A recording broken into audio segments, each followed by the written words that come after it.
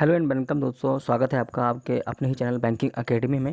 तो अब हम लेकर आ रहे हैं आपके लिए आरआरबी ग्रुप डी की जो आने वाले समय में एग्ज़ाम लोगों के लाइनअप हैं उनके लिए बहुत बहुत बहुत ही इम्पोर्टेंट यहाँ पर आपको न्यूज़ मिलेगी। न्यूज़ भी कह सकते हैं, आपके लिए बहुत ही जागरूक करने वाला पॉइंट मिलेगा। जो बच्चे लगे हुए हैं कि मुझे आरआरबी ग्रुप डी में जॉब चाहिए फाइनली, क्योंकि जॉब का बहुत ही क्राइसिस चल रहा है। अभी आप सुन रहे हैं जो अग्निवीर को लेकर, आर्मी को लेकर, नेवी को लेकर जो प्रोसेस किया जा रहा है उसमें देखो कितना ज़्यादा युवा हताश है, परेशान है। तो इस चीज़ को आपको बहुत बहुत सोच और समझ और सहज बुद्धि से दिमाग में रखना पड़ेगा कि जो भी एग्ज़ाम लाइनअप है और जो आपके पास बची हुई अपॉर्चुनिटी है, अपॉर्चुनिटी बार बार नहीं मिलेगी। उस अपॉर्चुनिटी को आप इस बार में ही ले लीजिएगा। 1 लाख वैकेंसी बहुत होती हैं और यहाँ पर मैं सबके साथ यही एक बात शेयर करना चाहूँगा। जिन बच्चों का एनटीपीसी में अच्छा एग्ज़ाम हो गया है वो टाइपिंग में बिल्कुल लग जाइए। मैं ये कहूँगा जिनका 60+ हो गया है, किसी भी जोन से हूँ, 60+ जिनका हो गया है अगर, तो वो इस काम ये करेंगे कि वो एनटीपीसी में लग जाएंगे। 60+ वालों को टाइपिंग मिलेगी, क्योंकि टाइपिंग में बहुत गलतियाँ होंगी, बहुत बच्चों से होंगी। सभी इसी समझे से रुके हैं जो कि अब रिज़ल्ट आ जाए फिर हम टाइपिंग करेंगे, ठीक है। तो सबसे पहले जो एनटीपीसी देकर आए हैं उनको क्या करना है, 60 से 65 तक जो आए हैं मैं उनका डेफिनेटली बता रहा हूँ सिलेक्शन हो जाएगा। कुछ जोन होंगे, एक जोन होंगे जो शायद ही रह जाएं, वरना टाइपिंग में 8 गुना लोग बुला रहे हैं। बहुत हो गए 8 गुना लोग। आप सोच लीजिए 8 गुना लोग कितना बुला रहे हैं। आप 35,000 का 8 गुना जोड़ कर देख लीजिए आप, लगभग बहुत बुला रहे हैं ना। इतना बुला रहे हैं कि लगभग मान के चलिए 3 लाख बच्चों को बुलाया जाएगा। 2.5 से 3 लाख बच्चा बहुत होता है टाइपिंग के लिए, और उसमें भी बच्चा तैयार नहीं होगा। सब इंतज़ार में है, एक दूसरे का मुंह देखने के लिए बैठे हुए हैं कि इसका रिज़ल्ट आ जाए तब मैं करूँगा। और जो 70 में है वो तो कर रहे हैं, लेकिन याद रखिए यहाँ पर जो टाइपिंग कर जाएगा वही पास हो जाएगा, क्योंकि जो 95% उन्होंने एक्यूरेसी रखी है ना, वो पार करना एक अपने आप में क्या है ना, चैलेंज है। एक ओलंपिक की तरह है वो। और अब एक बात और यहाँ पर सोचिए कि अगर आपको बोला जाए, आपने प्री निकाला, पहला पेपर निकाल दिया, दूसरा पेपर एनटीपीसी का मेंस भी आपका निकल रहा है, उसके बाद बची क्या है, टाइपिंग। केवल केवल टाइपिंग ही तो बच रही है आपकी। अब आप टाइपिंग को, अगर केवल टाइपिंग को कर जाएंगे तो आपको क्या चाहिए, जॉब मिल जाएगी। तो सोचो, अगर कोई आपसे ये कहे कि आप आओ अच्छे से पूरी टाइपिंग करके जाओ और सरकारी नौकरी ले जाओ, तो सोच के इस बात को दिमाग में रखिएगा और टाइपिंग में लग जाइएगा। अगर उनमें से कुछ बच्चे जिनका लग रहा है कि नहीं हो पा रहा है, या जिन्होंने एनटीपीसी नहीं डाला था, नहीं दिया था, उनके लिए एक ग्रुप डी की अपॉर्चुनिटी है, इसको नहीं छोड़ना। मेरे भाइयों, मेरे दोस्तों, मेरे मित्रों, जॉब की बहुत क्राइसिस है। आप लोगों को सिर्फ और सिर्फ अपने फ्यूचर के बारे में सोचना है। एक भी जॉब लग जाए उसके बाद आप अपनी नेक्स्ट अपॉर्चुनिटी ढूंढते रहना, लेकिन अभी लग जाना आरआरबी ग्रुप डी में। कितनी भी सैलरी होगी, आप परमानेंट होंगे, आप माइंड से फ्री होंगे, आगे सोच पाएंगे, आगे अपनी पढ़ाई कर पाएंगे। पहले एक सिक्योर कर लीजिए, ठीक है। और ये ऐसी जॉब है ग्रुप डी की जो 3 साल बाद भर्ती होगी। इसमें से मान के चलिए लगभग कितने सारे बच्चे अभी 2018 में, 2019 में टीचिंग में हो गए, बैंक में हो गए, कुछ एसएससी में हो जाएंगे, कुछ किसी में हो गए, कुछ लेखपाल में हो जाएंगे, वो सब छोड़ देंगे और उन बच्चों को सिलेक्शन मिल जाएगा जो पीछे से लाइन में लगे होंगे। इसलिए जो भी लगे हुए हैं उनके लिए यही एक सजेशन है, सिर्फ़ और सिर्फ अपनी पढ़ाई पर करें फोकस। और पढ़ाई पर करें तो कैसे करें, जो एनटीपीसी में बच्चों ने गलतियां की हैं वो गलतियां नहीं होनी चाहिए, ठीक है। तो एक बार फिर से बैंकिंग एकेडमी में आपका वेलकम है, आपका बहुत हार्दिक अभिनंदन है। बैंकिंग एकेडमी में आप लोगों को बस यही एक दुआ है हमारी, सब बच्चे जो भी मेहनत कर रहे हैं, मेहनत बहुत लगती है पढ़ने में, सर झुका के पढ़ने में, टेबल पर बहुत मेहनत लगती है। मन तो सबका करता है घूमने का, लेकिन घूम नहीं सकते, जॉब चाहिए तो पढ़ना ही पड़ेगा। एक ही अल्टरनेटिव ऑप्शन है आपके पास, ऑप्शन भी क्या है, तो पढ़ना ही पड़ेगा। पढ़िए मेहनत से।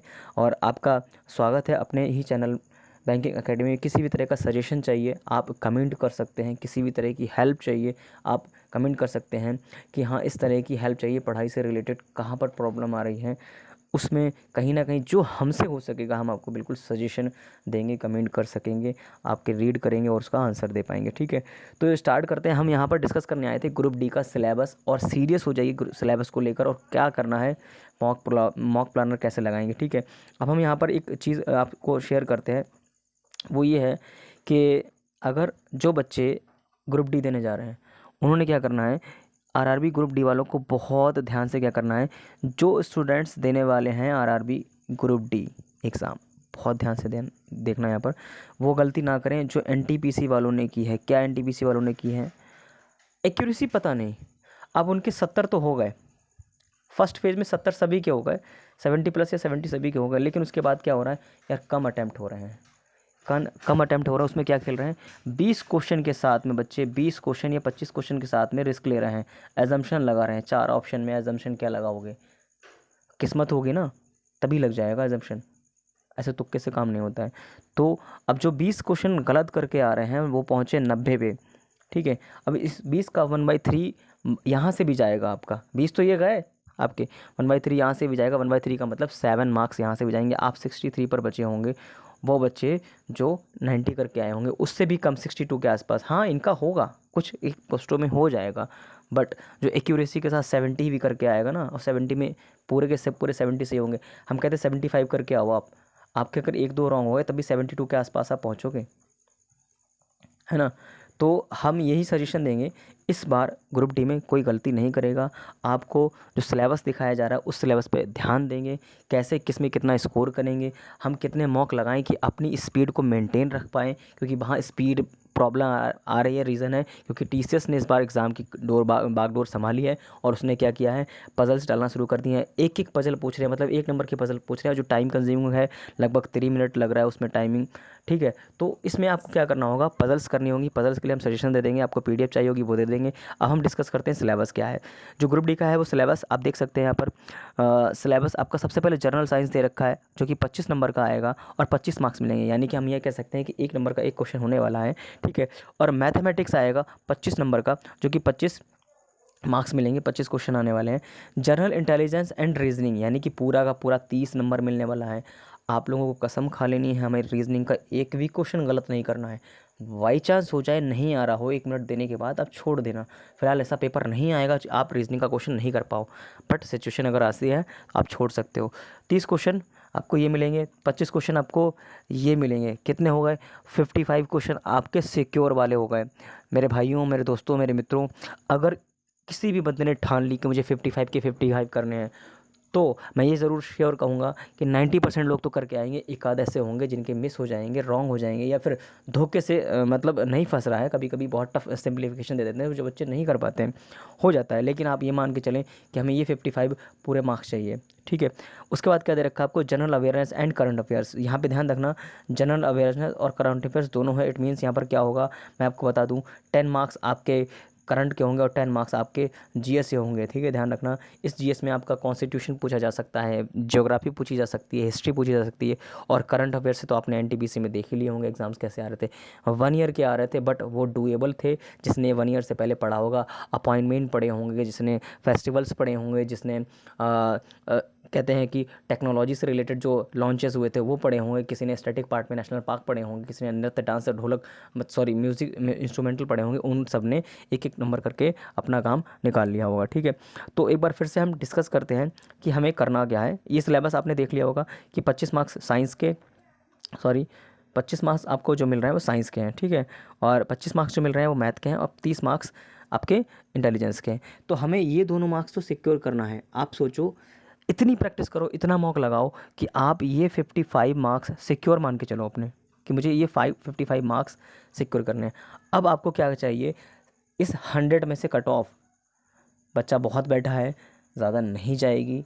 मैं मतलब बहुत ज़्यादा प्रेडिक्टर तो नहीं हूँ, लेकिन ये असम्पशन लगा रहा हूँ जो एनटीपीसी का पेपर देकर आया हूँ, जो लोगों ने दिया है, सारे जोन्स ने जो दिया है, जो कट ऑफ का असम्पशन आ रहा है, और जो लेवल 4-6 की कट ऑफ गई है, उसके अकॉर्डिंग मैं बता दूँ कि इस जो ग्रुप डी का पेपर है ना, इस पेपर में 70 से ऊपर कट ऑफ नहीं मिलेगी आपको, कहीं भी नहीं मिलेगी। ध्यान रखना, आपको क्या करना होगा कि कोशिश ये करनी कि मुझे 70 क्वेश्चन सही सही करेक्ट कर लेने हैं, ठीक है। तो 55 आपको ये लेना है। मान लेते हैं आप कितना भी साइंस पढ़ रहे हो, आप यहाँ से 10 नंबर ले लो, कितने 65 हो गए। इस पोर्शन से क्या आप 10 नंबर नहीं ला पाओगे पूरा पढ़ने के बाद? कॉन्स्टिट्यूशन पूरा चार्ट लो जो बार बार आता है, करंट अफेयर्स जितना पढ़ सकते हो पढ़ लो। और बता दूं अभी मैं एक एक नंबर वाला, जैसे कि आपके इंस्ट्रूमेंटल 1 नंबर आता है, फेस्टिवल्स 1 नंबर आता है, नेशनल पार्क से 1 नंबर आ जाता है, ठीक है। अपॉइंटमेंट से 1 नंबर, हर शिफ्ट मैंने देखा कि 1 से 2 नंबर अपॉइंटमेंट से पूछने पिछले 1 साल के। आप पढ़ लो, 1 साल में कितने अपॉइंटमेंट, 150 होंगे, 200 होंगे, अगर मिला तो 1 नंबर पक्का होगा ना, जॉब की बात है ना, तो करना पड़ेगा। आपने यहाँ से अगर 10 नंबर कर लिए, आपके कितने हो गए 20 और 55, 75 आपके हो गए।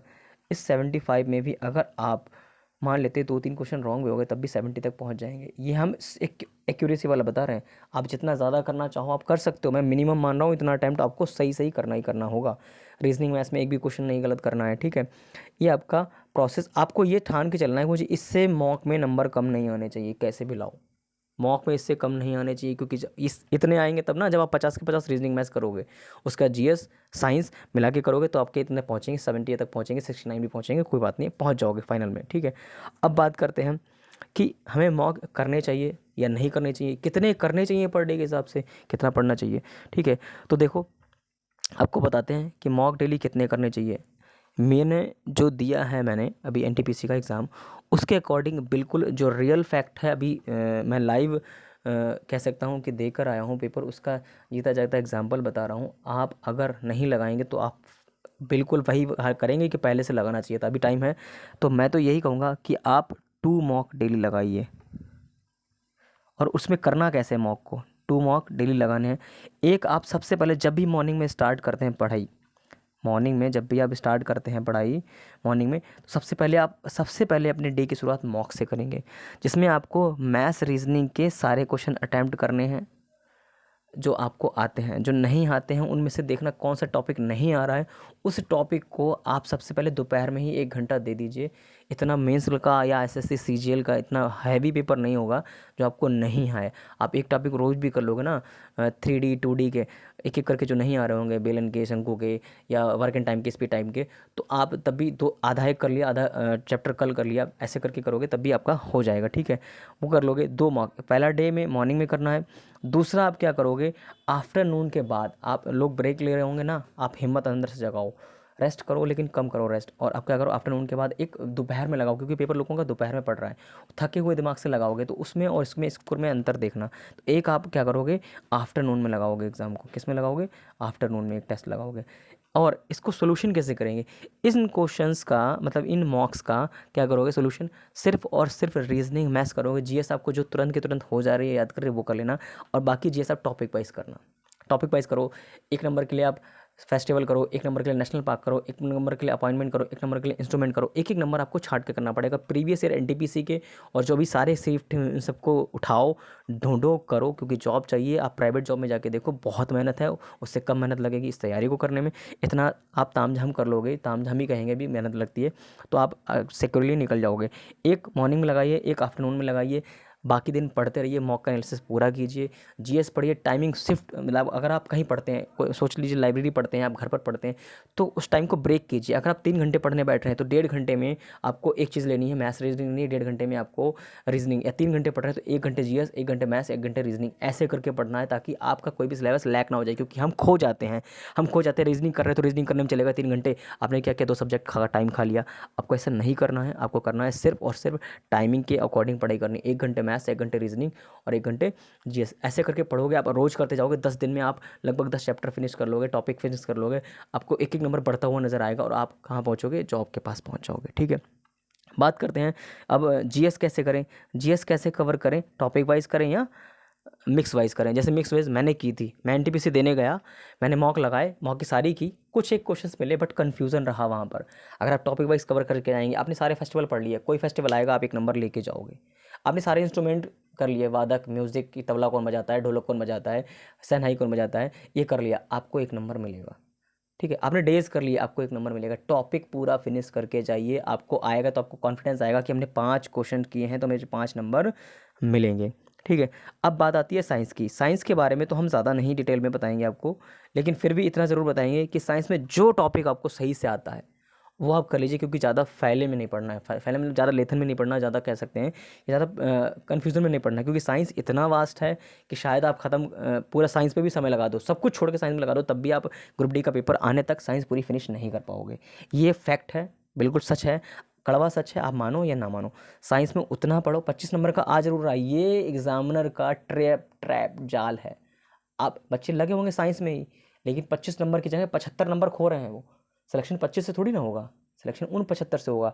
अब उन 75 पे काम कर लो, साइंस के 5-7 नंबर भी ले आओगे, सिलेक्शन आपका हो जाएगा। आप सोच के देखो इस चीज़ को।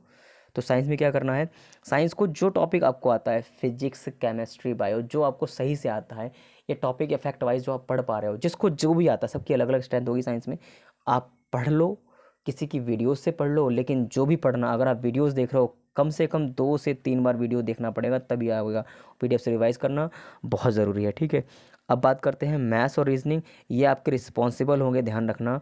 मैं बहुत बहुत बहुत ज़ोर दे रहा हूँ मैथ्स रीजनिंग में, क्यों? क्योंकि मैं भी एनटीपीसी का एग्ज़ाम देकर आया हूँ, मुझे पता है क्या हाल हुआ है बच्चों का पज़ल में। हालांकि मैंने रीजनिंग के सारे क्वेश्चंस किए हैं, इवन 33 34 किए हैं दोनों शिफ्ट में, ठीक है। लेवल 3 लेवल 3 में भी, लेवल 2 में भी सॉरी, और लेवल 5 में भी, ठीक है। लेकिन मैथ्स के क्वेश्चंस कुछ 3 डे के मेरे से नहीं हुए थे, 2-3 क्वेश्चंस मेरे छूटे हैं, ठीक है। तो आप वो गलती नहीं करना, बहुत सारे बच्चों के साथ हुआ है। मैंने तो तब भी एक्यूरेसी हाथ हाथ रोक के की है, आप एक्यूरेसी का ध्यान रखना। बहुत सारे बच्चों ने 90, 100, 95 किए ना, वो पता कहाँ है आज? 65 पे है, 62 पे है। तो ये गलतियाँ आप ना करें। आप रिस्पॉन्सिबल रहेंगे, आपके लिए रीजनिंग और मैथ्स सिलेक्शन डिसाइडर रहेंगे वो। आप इनको 50 नंबर 55 नंबर को पूरा कीजिए, उसके साथ में समझदारी से। भेड़ चाल चल रहे हैं सबके सब, लगे पड़े हैं यूट्यूब पे पूरा पूरा दिन, नहीं, अपने आप को एनालाइज करो, जानो, उसके बाद आप लगो। 1 नंबर रोज़ बढ़ाओ मेरे भाइयों। अगर आप 55, हाँ, ऐसा कोई बच्चा नहीं होगा जो मॉक लगा रहा होगा 55-50 पे ना हो। आप सोचो 20 दिन अगर आपके पास बच रहे हैं, 1 नंबर रोज़ के लिए मेहनत कर लो, 75 नंबर तक पहुँच जाओगे, सिलेक्शन मिल जाएगा, ठीक है। तो दोस्तों यहीं तक फिनिश करता हूँ अपनी बात को।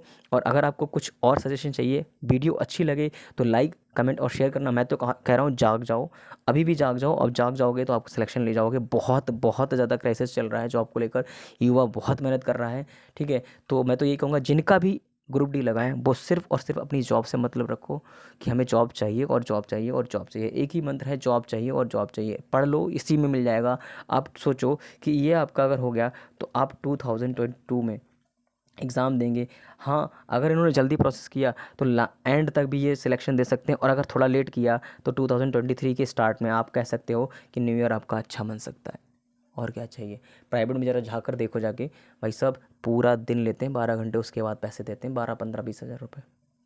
तो अगर आपको ये कड़वा सच समझ में आए तो आप इसको लाइक कीजिएगा, शेयर कीजिएगा, और अपनी आंखें, अपने चक्षु खोल लीजिएगा यहाँ से, ठीक है। तो दोस्तों ठीक है, बहुत बोल दिया, खरी खोटी भी सुना दी, लेकिन जिसको लग गई दिल पे बात वो जॉब लेके जाएगा इस एक वीडियो से, ठीक है। और वीडियो को लाइक ज़रूर कर देना, ठीक है। सिलेबस देख लिया है, अपनी चीज़ को अपने आप करो, अपने आप लिखो, ठीक है। और दोस्तों अगर आपको ये वीडियो अच्छी लगती है तो सजेशन भी दें, कमेंट भी करें, और आपके टाइम से ज़्यादा कीमती कुछ भी नहीं, अपने टाइम को सबसे ज़्यादा बचाएं, अपनी पढ़ाई पर करें। Thank you. चैनल को सब्सक्राइब कर दीजिएगा, लाइक कर दीजिएगा, और वीडियो अच्छी लगे तो शेयर कर दीजिएगा, स्पेशली उन लोगों के साथ जो ग्रुप डी के एग्ज़ाम के लिए तैयारी कर रहे हैं, ठीक है दोस्तों। तो अपने डे को शेड्यूल कीजिए, मॉर्निंग से मॉक स्टार्ट कीजिए और एंड तक मॉक लगाइए। आपको अपने आप में खुशी मिलेगी कि मैं अचीवमेंट कर रहा हूँ दोस्तों, ये फैक्ट है। एक बार ट्राई कीजिए, उसके कुछ दिनों बाद मुझे कमेंट कीजिएगा कि भैया आपने बताया था बैंकिंग अकेडमी वाले भैया ने, और बहुत अच्छा रिस्पांस मुझे मिल रहा है। थैंक यू दोस्तों, सबका भला हो, आपका भी भला हो, सबकी जॉब लगे, सबकी उन्नति हो। Thank you.